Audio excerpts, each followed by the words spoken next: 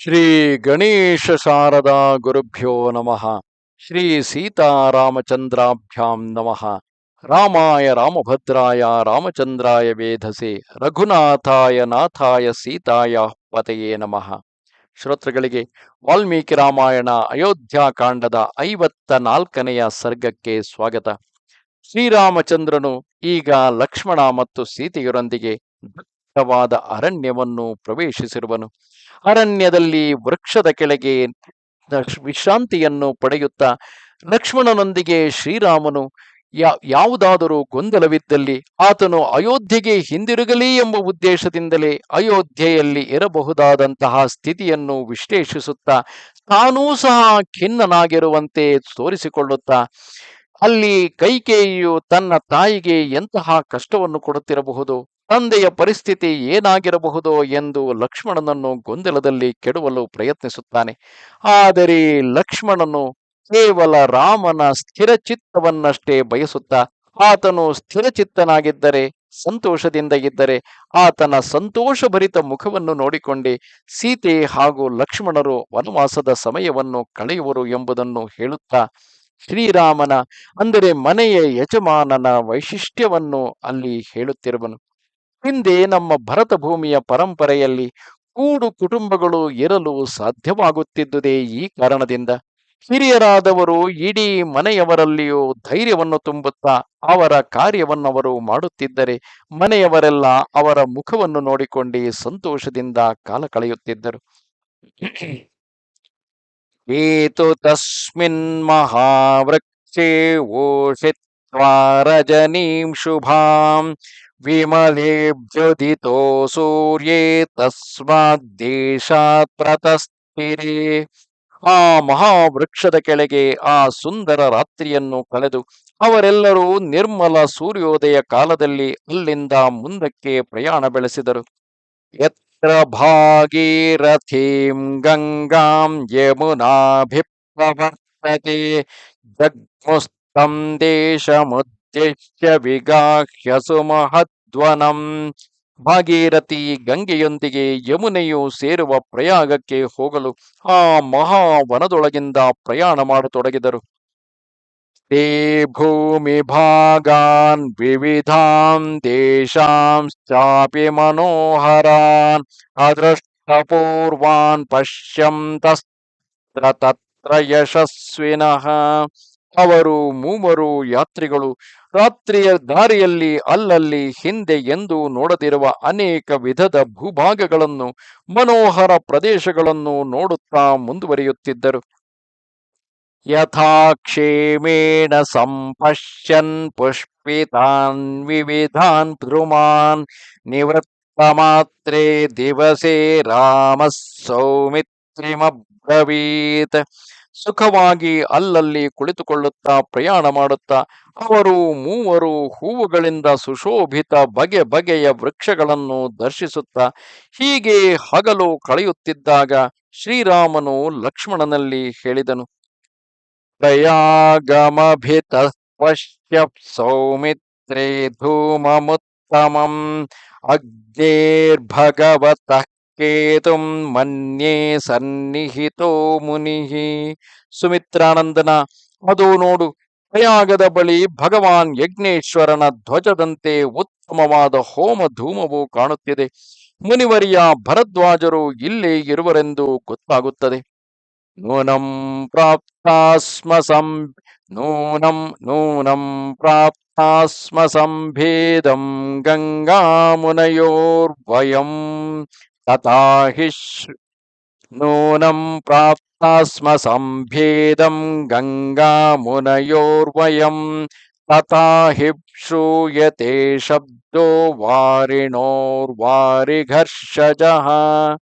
ನಿಶ್ಚಯವಾಗಿ ನಾವು ಗಂಗಾ ಯಮುನೆಯರ ಸಂಗಮದ ಬಳಿಗೆ ಬಂದಿದ್ದೇವೆ.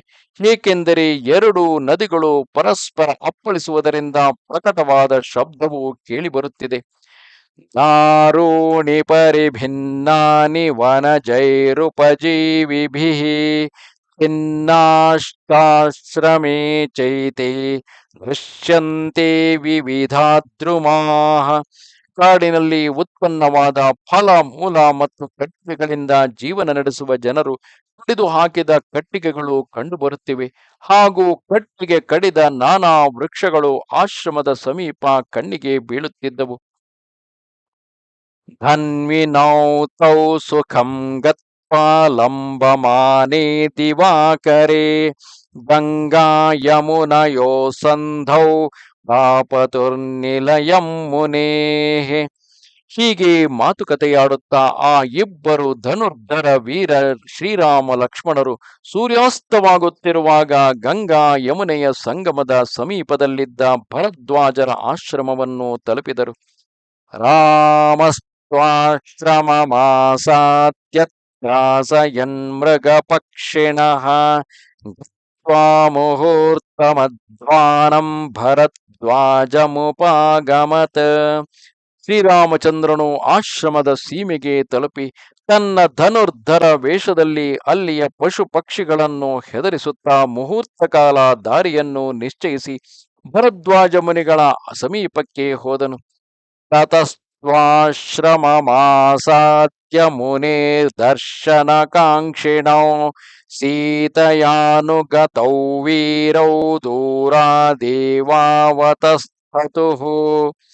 ಆಶ್ರಮಕ್ಕೆ ತಲುಪಿ ಮಹರ್ಷಿಯ ದರ್ಶನದ ಇಚ್ಛೆಯುಳ್ಳ ಸೀತಾ ಸಹಿತ ಅವರಿಬ್ಬರು ವೀರರು ಸ್ವಲ್ಪ ದೂರದಲ್ಲಿ ನಿಂತುಕೊಂಡರು. ಸಪ್ರವೇಶ್ಯ ಮಹಾತ್ಮಾನಮೃಷಿಂ ಶಿಷ್ಯಗಣೈರ್ವ್ರತಂ ಸಂಶಿತವ್ರತಮೇಕಾಗ್ರಂ ತಪಸಾ ಲಬ್ಧಚಕ್ಷುಷಂ ಹುತಾಗ್ನಿಹೋತ್ರಂ ದೃಷ್ಟೈವ ಮಹಾಭಾಗ ಕೃತಾಂಜಲಿಃ. ರಾಮಃ ಸೌಮಿತ್ರಿಣಾ ಸಾರ್ಧಂ ಸೀತಯಾ ಚಾಭ್ಯವಾದಯತ್. ದೂರದಲ್ಲಿ ನಿಂತು ಮಹರ್ಷಿಯ ಶಿಷ್ಯರ ಮೂಲಕ ತಾನು ಬಂದಿರುವ ಸೂಚನೆಯನ್ನು ಕಳಿಸಿ ಬರಲು ಅನುಮತಿಯನ್ನು ಪಡೆದು ಪರ್ಣಶಾಲೆಯನ್ನು ಪ್ರವೇಶಿಸಿ ತಪಸ್ಸಿನ ಪ್ರಭಾವದಿಂದ ಮೂರು ಲೋಕದ ಎಲ್ಲ ಸಂಗತಿಗಳನ್ನು ನೋಡುವ ದಿವ್ಯ ದೃಷ್ಟಿ ಪ್ರಾಪ್ತಿ ಮಾಡಿಕೊಂಡು ಏಕಾಗ್ರಚಿತ್ತ ತೀಕ್ಷ್ಣ ವ್ರತಧಾರಿ ಮಹಾತ್ಮ ಭರದ್ವಾಜ ಋಷಿಯನ್ನು ದರ್ಶಿಸಿದರು. ಅವರು ಅಗ್ನಿಹೋತ್ರವನ್ನು ಮುಗಿಸಿ ಶಿಷ್ಯರಿಂದ ಸುತ್ತುವರೆದು ಆಸನದಲ್ಲಿ ವಿರಾಜಿಸುತ್ತಿದ್ದರು.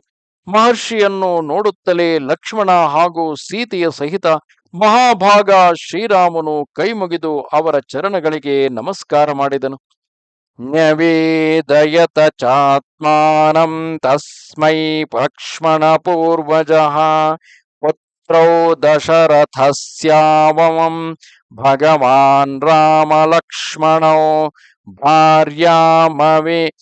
ಭಾರ್ಯಾಮಮೇಯಂ ಕಲ್ಯಾಣಿ ವೈದೇಹಿ ಜನಕಾತ್ಮಜಾ ಮಾಂ ಚಾನುಯತಾ ವಿಜನಂ ತಪೋವನಮನಿಂದಿತ. ಅನಂತರ ಲಕ್ಷ್ಮಣನ ಅಣ್ಣನಾದ ಶ್ರೀರಾಮನು ಅವರಿಗೆ ತನ್ನ ಪರಿಚಯವನ್ನು ಮಾಡಿಕೊಡುತ್ತಾ, ಪೂಜ್ಯರೇ, ನಾವಿಬ್ಬರು ದಶರಥ ರಾಜನ ಪುತ್ರರು. ನನ್ನ ಹೆಸರು ರಾಮ ಮತ್ತು ಇವನು ಲಕ್ಷ್ಮಣನಾಗಿದ್ದಾನೆ. ಇವಳು ವಿದೇಹರಾಜನ ಪುತ್ರಿ ಮತ್ತು ಕಲ್ಯಾಣಮಯಿ ಪತ್ನಿ ಸತಿ ಸಾಧ್ವಿ ಸೀತೆಯಾಗಿದ್ದಾಳೆ. ನಿರ್ಜನ ತಪೋವನದಲ್ಲಿಯೂ ನನ್ನೊಂದಿಗೆ ಬಂದಿರುವಳು. ಪಿತ್ರಾ ಪ್ರವ್ರಾಜ್ಯಮಾನಂ ಮಾಂ ಸೌಮಿತ್ರಿರನುಜ ಪ್ರಿಯಃ ಅಯಮನ್ವಗಮದ್ಘಾತಾ ವನಮೇವ ಧೃತವ್ರತಃ. ತಂದೆಯ ಆಜ್ಞೆಯಿಂದ ನಾನು ವನಕ್ಕೆ ಬರುವಾಗ ನನ್ನ ಪ್ರಿಯ ತಮ್ಮ ಸುಮಿತ್ರಾ ಕುಮಾರ ಲಕ್ಷ್ಮಣನು ಕಾಡಿನಲ್ಲೇ ಇರುವ ವ್ರತವನ್ನು ತೊಟ್ಟು ನನ್ನ ಹಿಂದೆ ಹಿಂದೆ ಬಂದಿರುವನು. ಪಿತ್ರಾ ನಿಯುಕ್ತ ಭಗವನ್ ಪ್ರವೇಕ್ಷ್ಯಾಮಸ್ತಪೋವನಂ ಧರ್ಮಮೇವಾಚರಿಷ್ಯಾಮಸ್ತತ್ರ ಮೂಲ ಫಲಾಶನಾಃ. ಪೂಜ್ಯರೇ, ಈ ಪ್ರಕಾರ ಪಿತನ ಆಜ್ಞೆಯಿಂದ ನಾವು ಮೂವರು ತಪೋವನಕ್ಕೆ ಹೋಗುವೆವು ಮತ್ತು ಅಲ್ಲಿ ಫಲಮೂಲಗಳನ್ನು ತಿನ್ನುತ್ತಾ ಧರ್ಮವನ್ನು ಆಚರಿಸುವೆವು. ತಸ್ಯ ತದ್ವಚನಮಂ ಶ್ರುತ್ವಾ ರಾಜಪುತ್ರಸ್ಯ ಧೀಮತಃ ಉಪಾನಯತ ಧರ್ಮಾತ್ಮ ಮುದಕಂ ತತಃ.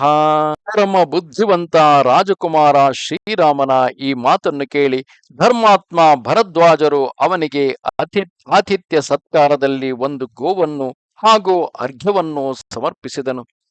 ನಾನಾ ವಿಧಾನನ್ನರಸಾನ್ ವನಮೂಲ ಫಲಾಶ್ರಯಾನ್ ತೇಭ್ಯೋ ದದೌ ತಪವಾಸಂ ಚೈವಾಭ್ಯಕಲ್ಪಯತ್. ಆ ತಪಸ್ವಿ ಮಹಾತ್ಮರು ಅವರೆಲ್ಲರಿಗೆ ನಾನಾ ಪ್ರಕಾರದ ಅನ್ನ, ರಸ ಮತ್ತು ಕಾಡಿನ ಫಲಮೂಲಗಳನ್ನು ನೀಡಿದರು. ಜೊತೆಗೆ ಅವರಿಗೆ ಉಳಿದುಕೊಳ್ಳಲು ಸ್ಥಳದ ವ್ಯವಸ್ಥೆಯನ್ನು ಮಾಡಿದರು. ಮೃಗ ಪಕ್ಷಿಭಿರಾಸೀನೋ ಮುನಿಭಿಶ್ಚ ಸಮಂತತಃ ರಾಮಮಾಗತಮಭ್ಯರ್ಥ್ಯ ಸ್ವಾಗತೇನಾಗತಂ ಮುನಿಃ ಪ್ರತಿಗೃಹ್ಯತು ತಾಮರ್ಚ್ಯಮುಪವಿಷ್ಟಂ ಸರಾಘವಂ ಭರದ್ವಾಜೋ ಬ್ರವೀತ್ವಾಕ್ಯಂ ಧರ್ಮಯುಕ್ತಮಿದಂ ತದಾ. ಮಹರ್ಷಿಯ ಸುತ್ತಲೂ ಮೃಗ, ಪಕ್ಷಿ ಮತ್ತು ಋಷಿ ಮುನಿಗಳು ಕುಳಿತಿದ್ದರು. ಅವರ ನಡುವೆ ಮುನಿಗಳು ವಿರಾಜಿಸುತ್ತಿದ್ದರು. ಅವರು ತಮ್ಮ ಆಶ್ರಮಕ್ಕೆ ಅತಿಥಿಯಾಗಿ ಆಗಮಿಸಿದ ಶ್ರೀರಾಮನಿಗೆ ಸ್ವಾಗತ ಸತ್ಕಾರ ಮಾಡಿದರು. ಅವರ ಸತ್ಕಾರವನ್ನು ಸ್ವೀಕರಿಸಿ ಶ್ರೀರಾಮನು ಆಸನದಲ್ಲಿ ವಿರಾಜಮಾನನಾದಾಗ ಭರದ್ವಾಜರು ಅವನಲ್ಲಿ ಈ ಧರ್ಮಯುಕ್ತ ಮಾತನ್ನು ಆಡಿದರು. ಚಿರಸ್ಯ ಖಲು ಪಶ್ಯಾಮ್ಯಹಮುಪಾಗತಂ ಶ್ರುತಂ ತವ ಮಯಾ ಚೈವ ವಿವಾಸನಮಕಾರಣಂ. ಪ್ರಕುಸ್ತ ಕುಲಭೂಷಣ ಶ್ರೀರಾಮ, ನಾನು ಈ ಆಶ್ರಮದಲ್ಲಿ ದೀರ್ಘಕಾಲದಿಂದ ನಿನ್ನ ಶುಭಾಗಮನವನ್ನು ಪ್ರತೀಕ್ಷಿಸುತ್ತಿದ್ದೆ. ಇಂದು ನನ್ನ ಮನೋರಥ ಸಫಲವಾಯಿತು. ನಿನಗೆ ಅಕಾರಣವಾಗಿ ವನವಾಸ ವಿಧಿಸಲಾಗಿದೆ ಎಂದು ನಾನು ಕೇಳಿರುವೆನು. ಅವಕಾಶೋ ವಿವಿಕ್ತೋಯಂ ಮಹಾನದ್ಯೋ ಸಮಾಗಮೇ ಪುಣ್ಯಶ್ಚ ರಮಣೀಯಶ್ಚ ವಸತ್ವಿಹ ಭವಾನ್ ಸುಖಂ. ಗಂಗಾ ಯಮುನಾ ಈ ಎರಡು ಮಹಾನದಿಗಳ ಸಂಗಮದ ಸಮೀಪದ ಈ ಸ್ಥಾನ ಬಹಳ ಪವಿತ್ರ ಹಾಗೂ ಏಕಾಂತವಾಗಿದೆ. ಇಲ್ಲಿಯ ಪ್ರಾಕೃತಿಕ ನೋಟವು ಮನೋಹರವಾಗಿದೆ. ಆದ್ದರಿಂದ ನೀನು ಇಲ್ಲಿ ಸುಖವಾಗಿ ವಾಸಿಸು. ಏವ ಮುಕ್ತಸ್ತು ವಚನಂ ಭರದ್ವಾಜೇನ ರಾಘವಃ ಅತ್ಯುವಾಚ ಶುಭಂ ವಾಕ್ಯಂ ರಾಮಃ ಸರ್ವಹಿತೇ ರತಃ. ಭರದ್ವಾಜ ಮುನಿಗಳು ಹೀಗೆ ಹೇಳಿದಾಗ ಸಮಸ್ತ ಪ್ರಾಣಿಗಳ ಹಿತದಲ್ಲಿ ತತ್ಪರನಾದ ರಘುಕುಲನಂದನ ಶ್ರೀರಾಮನು ಶುಭವಾಕ್ಯಗಳಿಂದ ಹೀಗೆ ಉತ್ತರಿಸಿದನು. ಭಗವನ್ನಿತ ಆಸನ್ನ ಪೌರಜಾನಪದೋ ಜನಃ ಸುದರ್ಶಮಿಹ ಮಾಂ ಪ್ರೇಕ್ಷ್ಯ ಮನ್ಯೇಹಮಿಮಮಾಶ್ರಯಂ ಆಗಮಿಷ್ಯತಿ ವೈದೇಹಿ ಮಾಂ ಚಾಪಿ ಪ್ರೇಕ್ಷಕೋ ಜನಃ ಅನೇನ ಕಾರಣೇನಾಹಮಿಹ ವಾಸಂ ನರೋಚಯೇ. ಪೂಜ್ಯರೇ, ನನ್ನ ನಗರ ಮತ್ತು ಕೋಸಲದ ಜನರು ಇಲ್ಲಿಗೆ ಬಹಳ ಹತ್ತಿರದಲ್ಲೇ ಇದ್ದಾರೆ. ಆದ್ದರಿಂದ ಇಲ್ಲಿ ನನ್ನೊಂದಿಗೆ ಭೇಟಿಯಾಗುವುದು ಸುಲಭವೆಂದು ತಿಳಿದು ಈ ಆಶ್ರಮಕ್ಕೆ ನನ್ನನ್ನು ಮತ್ತು ಸೀತೆಯನ್ನು ನೋಡಲು ಬಂದು ಹೋಗುತ್ತಾ ಇರುವರು. ಇದರಿಂದ ಇಲ್ಲಿ ವಾಸಿಸುವುದು ಸರಿ ಎಂದು ನನಗೆ ತೋರುವುದಿಲ್ಲ. ಏಕಾಂತೆ ಪಶ್ಯ ಭಗವನ್ನಾಶ್ರಮಸ್ಥಾನಮುತ್ತಮಂ ರಮತ ಯತ್ರ ವೈದೇಹಿ ಸುಖಾರ್ಹ ಜನಕಾತ್ಮಜ. ಸ್ವಾಮಿ, ಯಾವುದಾದರೂ ಏಕಾಂತ ಪ್ರದೇಶದಲ್ಲಿ ಆಶ್ರಮಕ್ಕೆ ಯೋಗ್ಯವಾದ ಉತ್ತಮ ಸ್ಥಾನವನ್ನು ಯೋಚಿಸಿ ತಿಳಿಸಿರಿ. ಅಲ್ಲಿ ಸುಖವಾಗಿ ಅನುಭವಿಸಲು ಯೋಗ್ಯಳಾದ ಸೀತೆಯು ಸಂತೋಷದಿಂದ ಇರಬಲ್ಲಳು. ಏತಚ್ಛುತ್ವಾ ಶುಭಂ ವಾಕ್ಯಂ ಭರದ್ವಾಜೋ ಮಹಾಮುನಿಃ ರಾಘವಸ್ಯ ತು ತದ್ವಾಕ್ಯಮರ್ಥಗ್ರಾಹಕಮಬ್ರವೀತ್. ಶ್ರೀರಾಮಚಂದ್ರನ ಈ ಶುಭ ವಚನವನ್ನು ಕೇಳಿ ಮಹಾಮುನಿ ಭರದ್ವಾಜರು ಅವನು ಹೇಳಿದ ಉದ್ದೇಶದ ಸಿದ್ಧಿಗಾಗಿ ಈ ಮಾತನ್ನು ಹೇಳಿದರು. ದಶಕ್ರೋಶ ಇತಸ್ತಾತ ಗಿರಿರ್ಯಸ್ಮಿನ್ ನಿವತ್ಸ್ಯಸಿ ಮಹರ್ಷಿ ಸೇವಿತ ಪುಣ್ಯ ಪರ್ವತ ಶುಭದರ್ಶನಃ. ಅಯ್ಯ, ಇಲ್ಲಿಂದ 10 ಹರದಾರಿ ಅಂದರೆ ಇತರ ವ್ಯಾಖ್ಯಾನ ಪ್ರಕಾರ 30 ಹರದಾರಿ ಎಂದು ಹೇಳುತ್ತಾರೆ. ಬೇರೆ ಬೇರೆ ರೀತಿಯಲ್ಲಿ ಬರುತ್ತದೆ. ಆ ದೂರದಲ್ಲಿ ಒಂದು ಸುಂದರ ಮತ್ತು ಮಹರ್ಷಿಗಳಿಂದ ಸೇವಿತ ಪರಮ ಪವಿತ್ರ ಪರ್ವತವಿದೆ. ನೀವು ಅಲ್ಲಿ ವಾಸಿಸಬಹುದು.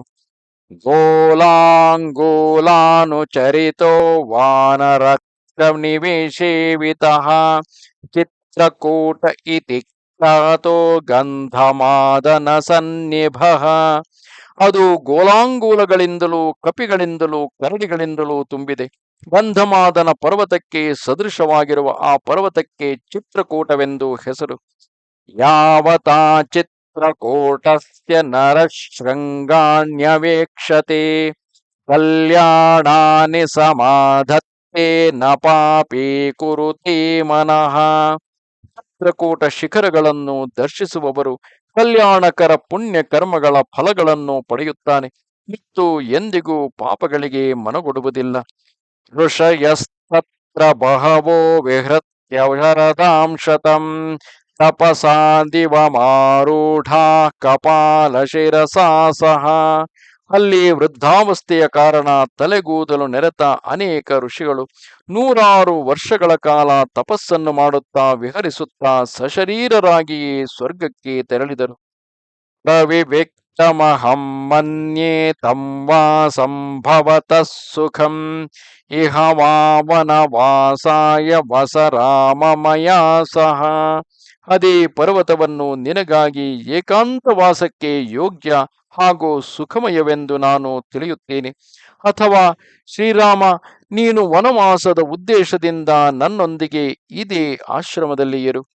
ಸರಾಮಂ ಸರ್ವಕಾಮೈಸ್ತಂ ಭರದ್ವಾಜ ಪ್ರಿಯಾತಿಥಿಂ ಸಭಾರ್ಯಂ ಸಹ ಚ ಭ್ರಾತ್ರ ಪ್ರತಿಜಗ್ರಾಹ ಹರ್ಷಯನ್.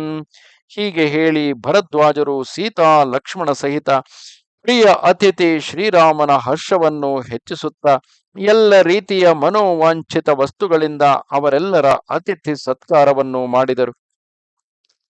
ತಸ್ಯ ಪ್ರಯಾಗೇ ರಾಮಸ್ಯ ತಮ್ಮ ಹರ್ಷಿಮುಪೀಯುಷಃ ಪ್ರಪನ್ನಾ ರಜನೀ ಪುಣ್ಯ ಚಿತ್ರ ಕಥಯತಃ ಕಥಾಃ. ಪ್ರಯಾಗದಲ್ಲಿ ಶ್ರೀರಾಮಚಂದ್ರನು ಮಹರ್ಷಿಗಳ ಬಳಿ ಕುಳಿತು ವಿಚಿತ್ರ ಮಾತುಗಳನ್ನಾಡುತ್ತಾ ಇದ್ದನು. ಅಷ್ಟರಲ್ಲಿ ಪುಣ್ಯಮಯ ರಾತ್ರಿಯ ಆಗಮನವಾಯಿತು. ಸೀತಾ ತೃತೀಯ ಕಾಕುಸ್ ಪರಿಶ್ರಾಂತ ಸುಖೋಚಿತಃ ಭರದ್ವಾಜಾಶ್ರಮೇ ರಮ್ಯೇ ತಾಂ ರಾತ್ರಿಮವಸತ್ ಸುಖಂ. ಸುಖವನ್ನು ಅನುಭವಿಸಲು ಯೋಗ್ಯರಾದ ಅವರು ಬಹಳ ಬಳಲಿ ಹೋಗಿದ್ದರು.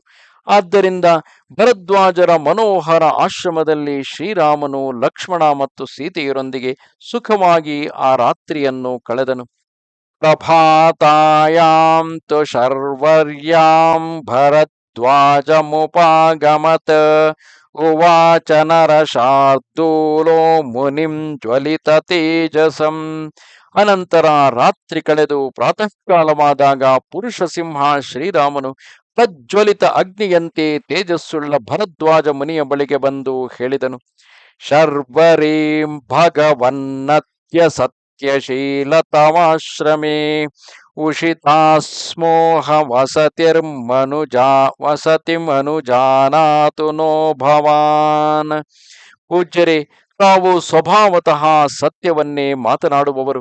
ಇಂದು ನಾವು ನಿಮ್ಮ ಆಶ್ರಮದಲ್ಲಿ ಬಹಳ ಸುಖವಾಗಿ ರಾತ್ರಿಯನ್ನು ಕಳೆದೆವು. ಈಗ ನೀವು ಮುಂದಿನ ನಮ್ಮ ಗಂತವ್ಯ ಸ್ಥಾನಕ್ಕೆ ಹೋಗಲು ಅಪ್ಪಣೆ ಕೊಡಿರಿ. ರಾತ್ರ್ಯಾಂತು ತಸ್ಯಾಂ ವ್ಯುತ್ಥಾಯಾಂ ಭರದ್ವಾಜೋ ಬ್ರವೀದಿದಂ ಮಧುಪೂಲ ಫಲೋಪೇತಂ ಚಿತ್ರಕೂಟಂ ವ್ರಜೇತಿಹ ವಾಸಮೌಪಯಿಕಂ ಮನ್ಯೇ ತವ ರಾಮ ಮಹಾಬಲ. ರಾತ್ರಿ ಕಳೆದು ಬೆಳಗಾದಾಗ ಶ್ರೀರಾಮನು ಹೀಗೆ ಹೇಳಿದಾಗ ಭರದ್ವಾಜರು ಹೇಳಿದರು, ಮಹಾಬಲಿ ಶ್ರೀರಾಮ, ನೀನು ಮಧುರ ಫಲ ಮೂಲಗಳಿಂದ ಸಂಪನ್ನವಾಗಿರುವ ಚಿತ್ರಕೂಟ ಪರ್ವತಕ್ಕೆ ಹೋಗು. ನಾನು ಅದನ್ನೇ ನಿನಗಾಗಿ ಉಪಯುಕ್ತ ನಿವಾಸ ಸ್ಥಾನವೆಂದು ತಿಳಿಯುತ್ತೇನೆ. ನಾನಾ ನಗಗಣೋಪೇತ ಕಿನ್ನರೋ ರಗಸೇವಿತಃ ಮಯೂರನಾದಾಭಿರತೋ ಗಜರಾಜನಿಷೇವಿತಃ ಗಮ್ಯತಾಂ ಭವತಾ ಶೈಲಕೂಟಃ ಸವಿಶ್ರುತಃ. ಆ ಸುವಿಖ್ಯಾತ ಚಿತ್ರಕೂಟ ಪರ್ವತವು ನಾನಾ ಪ್ರಕಾರದ ವೃಕ್ಷಗಳಿಂದ ವ್ಯಾಪ್ತವಾಗಿ ಅಲ್ಲಿ ಅನೇಕ ಕಿನ್ನರರು ಮತ್ತು ಸರ್ಪಗಳು ವಾಸಿಸುತ್ತವೆ. ನವಿಲುಗಳ ಕಲರವದಿಂದ ಅದು ಇನ್ನೂ ರಮಣೀಯವಾಗಿ ಕಾಣುತ್ತವೆ. ಅನೇಕ ಗಜರಾಜಗಳು ಆ ಪರ್ವತದಲ್ಲಿ ಸಂಚರಿಸುತ್ತವೆ. ನೀನು ಅಲ್ಲಿಗೆ ಹೋಗು. ಪುಣ್ಯಶ್ಚ ರಮಣೀಯಶ್ಚ ಬಹುಮೂಲ ಫಲಾಯುತಃ ತತ್ರ ಕುಂಜರಯೋಧಾನಿ ಮೃಗಯೋಧಾನಿ ಚೈವ ಹಿ ವಿಚರಂತಿ ವನಾಂತೇಷು ತಾನಿ ದ್ರಕ್ಷ್ಯಸಿ ರಾಘವ ಸರಿತ್ಪ್ರಸ್ರವಣ ಪ್ರಸ್ಥಾಂ ದರೀಕಂದರ ನಿರ್ಝರಾನ್ ಚರತಃ ಸೀತಯಾ ಸಾರ್ಧಂ ನಂದಿಷ್ಯತಿ ಮನಸ್ತವ. ಆ ಪರ್ವತವು ಪರಮ ಪವಿತ್ರ, ರಮಣೀಯ ಹಾಗೂ ಅಸಂಖ್ಯ ಫಲಮೂಲಗಳಿಂದ ಸಂಪನ್ನವಾಗಿವೆ. ಅಲ್ಲಿ ಆನೆಗಳ ಹಿಂಡುಗಳು ಮತ್ತು ಜಿಂಕೆಗಳು ಕಾಡಿನಲ್ಲಿ ಓಡಾಡುತ್ತಿರುವವು. ರಘುನಂದನ, ನೀನು ಅದೆಲ್ಲವನ್ನು ಪ್ರತ್ಯಕ್ಷವಾಗಿ ನೋಡುವೆಯಂತೆ. ಮಂದಾಕಿನಿ ನದಿ, ಅನೇಕ ಜಲಪಾತಗಳು, ಪರ್ವತ ಶಿಖರಗಳು, ಗುಹೆಗಳು, ಕಂದಕಗಳು, ಸಣ್ಣ ಸಣ್ಣ ಝರಿಗಳು ನಿನಗೆ ಕಂಡುಬರುವವು. ಆ ಪರ್ವತವು ಸೀತೆಯೊಂದಿಗೆ ವಿಚರಿಸುವ ನಿನ್ನ ಮನಸ್ಸಿಗೆ ಮುದ ನೀಡುವುದು. ಪ್ರಹೃಷ್ಟಕೋ ಯಷ್ಟಿ ಭಕೋ ಕಿಲ ಸ್ವನೈ ವಿನೋದಯಂತ ಚ ಸುಖಂ ಪರಂ ಶಿವಂ ಮೃಗೈಶ್ಚ ಮತ್ತೈರ್ಬಹುಭಿಶ್ಚ ಕುಂಜರೈ ಸುರಮ್ಯಮಾಸಾದ್ಯ ಸಮಾವಸಾಶ್ರಯಂ. ಹರ್ಷದಿಂದ ಟಿಟ್ಟಿಭ ಪಕ್ಷಿಗಳು ಮತ್ತು ಕೋಗಿಲೆಗಳ ಕಲರವದಿಂದ ಆ ಪರ್ವತವು ಯಾತ್ರಿಗಳ ಮನೋರಂಜನೆ ಮಾಡುವಂತಿದೆ. ಅದು ಪರಮ ಸುಖಮಯ, ಕಲ್ಯಾಣಕಾರಿಯಾಗಿದೆ. ಮದಮತ್ತ ಮೃಗಗಳಿಂದ ಮತ್ತು ಅಸಂಖ್ಯ ಮತ್ತ ಗಜಗಳಿಂದ ಅದರ ರಮಣೀಯತೆ ಹೆಚ್ಚಾಗಿದೆ. ನೀನು ಅದೇ ಪರ್ವತಕ್ಕೆ ಹೋಗಿ ಆಶ್ರಮವನ್ನು ರಚಿಸಿ ಅದರಲ್ಲಿ ವಾಸಿಸು. ಇಲ್ಲಿಗೆ ಶ್ರೀ ವಾಲ್ಮೀಕಿ ವಿರಚಿತ ಆರ್ಷರಾಮಾಯಣ ಆದಿಕಾವ್ಯದ ಅಯೋಧ್ಯಾಕಾಂಡದಲ್ಲಿ 54ನೆಯ ಸರ್ಗ ಪೂರ್ಣವಾಯಿತು. ಈ ರೀತಿಯಾಗಿ ಶ್ರೀರಾಮಚಂದ್ರನು ಗಂಗಾ ಯಮುನೆಯರ ಸಂಗಮ ಸ್ಥಳವಾದಂತಹ ಪ್ರಯಾಗ ಕ್ಷೇತ್ರದಲ್ಲಿ ಇರುವ ಭರದ್ವಾಜ ಮುನಿಗಳ ಆಶ್ರಮಕ್ಕೆ ಬರುತ್ತಾನೆ. ಭರದ್ವಾಜರೇನೋ ಆತನಿಗೆ ಅಲ್ಲಿ ತನ್ನ ವನವಾಸವನ್ನು ನಡೆಸುವಂತೆ ತಿಳಿಸಿದರು. ತಾನು ರಾಜನಾದುದರಿಂದ ಹಾಗೂ ಕೋಸಲ ದೇಶವು ಸಮೀಪದಲ್ಲಿಯೇ ಇರುವುದರಿಂದ ಪದೇ ಪದೇ ಬರುವ ಜನಗಳಿಂದಾಗಿ ಆ ಋಷ್ಯಾಶ್ರಮದ ಶಾಂತತೆಗೆ ಭಂಗ ಬರಬಾರದೆಂದು ಉದ್ದೇಶಿಸಿ ಶ್ರೀರಾಮನು ಭರದ್ವಾಜರ ಅನುಮತಿಯನ್ನು ಪಡೆದು ಅವರು ಸೂಚಿಸಿದಂತೆ ಮುಂದೆ ಚಿತ್ರಕೂಟದತ್ತ ಪ್ರಯಾಣ ಬೆಳೆಸುತ್ತಿರುವನು. ನಮಸ್ತೆ ಶಾರದಾ ದೇವಿ ಕಾಶ್ಮೀರ ಪುರವಾಸಿನಿ ತ್ವಾಮಹಂ ಪ್ರಾರ್ಥಯೇ ನಿತ್ಯಂ ವಿದ್ಯಾದಾನಂಚ ದೇಹಿಮೆ. ನಮಸ್ಕಾರ.